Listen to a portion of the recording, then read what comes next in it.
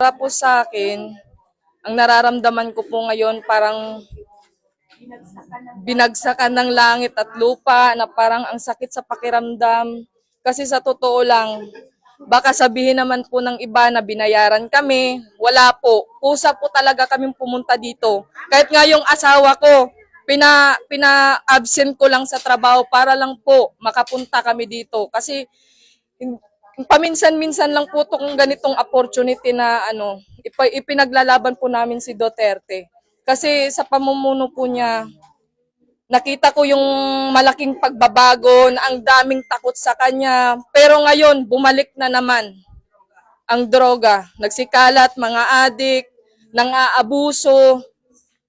Kaya parang para po sa akin, kahit na ganun po yung naging desisyon po ng ICC, mananatili pa rin kaming buo at tapat kay Pangulong Duterte po.